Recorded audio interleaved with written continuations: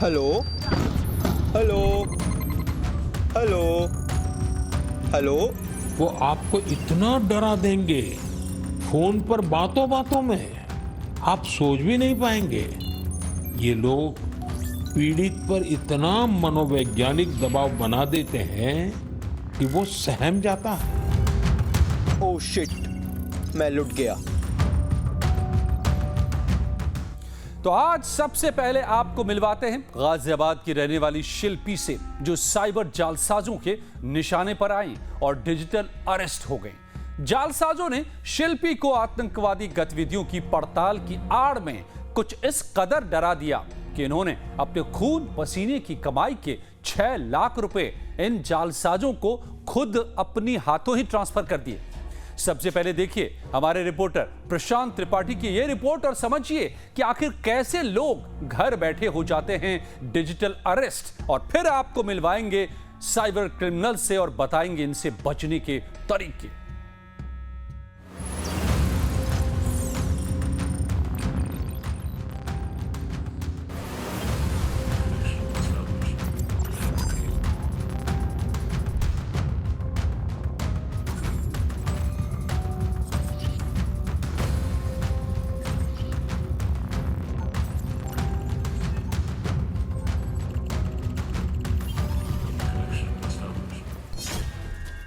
छह लाख की साइबर ठगी, शिकार शिल्पी मंगल, पेशा सॉफ्टवेयर इंजीनियर, रिहाइश गाजियाबाद उत्तर प्रदेश। जी हां, ये शिल्पी मंगल हैं। पढ़ी लिखी और पेशे से सॉफ्टवेयर इंजीनियर हैं, लेकिन ये भी साइबर जालसाजों की शिकार बन गए। दरअसल फरवरी 2024 में शिल्पी के साथ जो वाकया गुजरा वो शायद ही इसे कभी भूल पाएंगी। शिल्पी वर्क फ्रॉम होम कर रही थी। इस दौरान उनके फोन पर एक फोन आया कि उनका एक पार्सल आया है जिसमें ड्रग्स और कुछ मोबाइल फोन के सिम मिले हैं। पहले शिल्पी ने किसी पार्सल की बात से इनकार कर दिया, लेकिन साइबर जालसाज लगातार उनसे बात करते रहे और फिर फोन पर बात करते करते शिल्पी स्काइप पर उनके साथ लाइव बात करने लगी। बातचीत के दौरान उन्हें इस बात का अंदाजा ही नहीं लगा कि वो धीरे धीरे डिजिटली अरेस्ट हो चुकी हैं।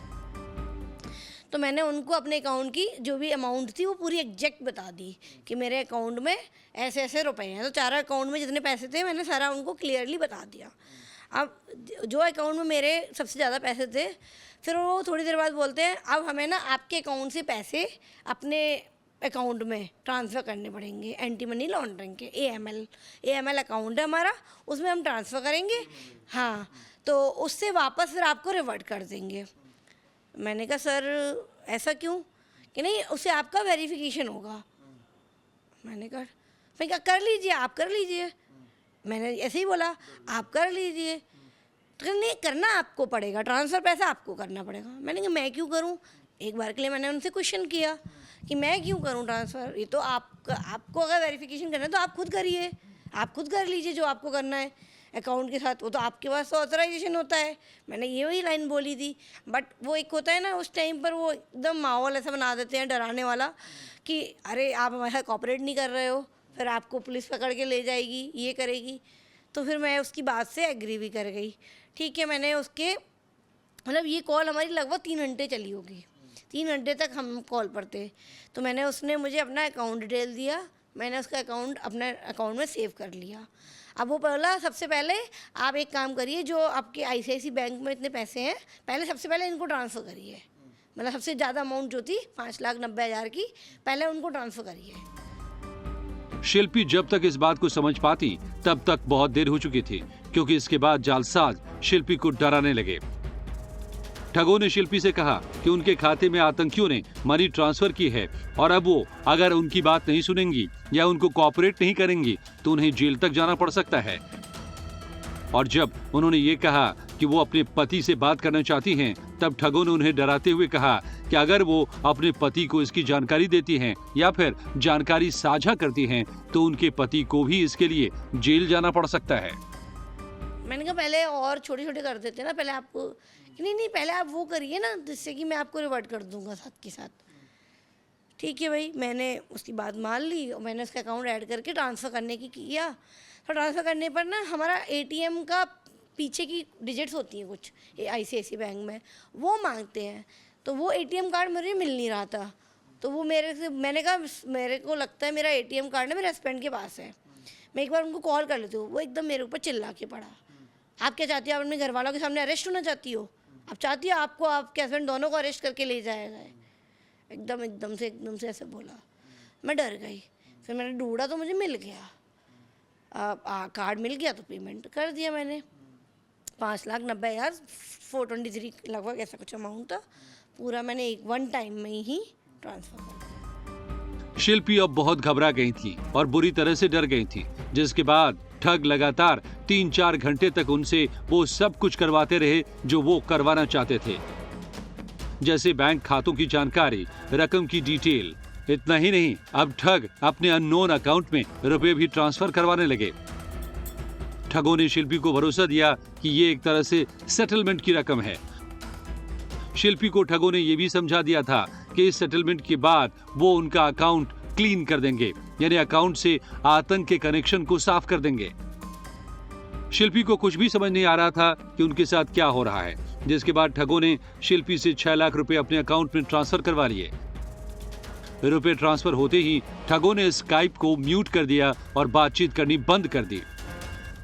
बातचीत बंद होते ही शिल्पी को शक हुआ कि वो ठगों का शिकार बन गई हैं, जिसके बाद उन्होंने साइबर थाने में मामला दर्ज करवाया।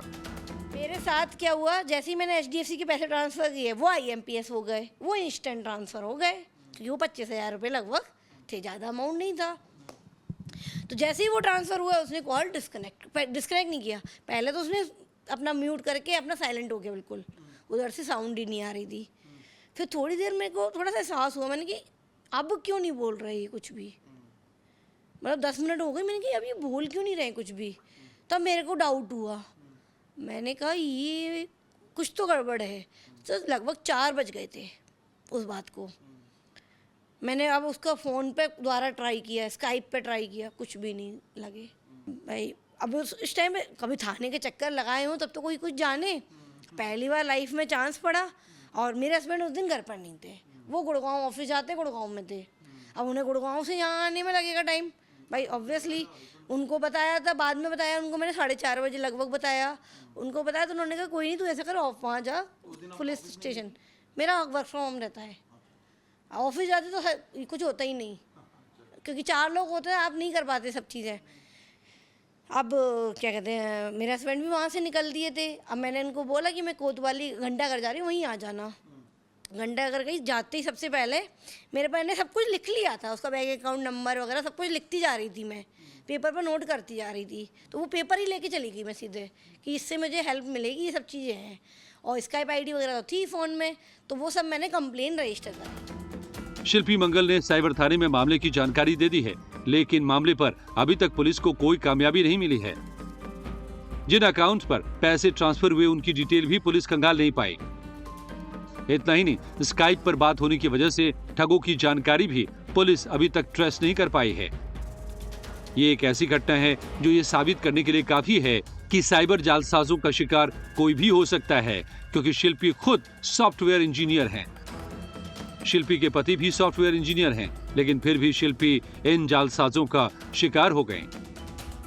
प्रशांत त्रिपाठी की स्पेशल रिपोर्ट, लाइव टाइम्स।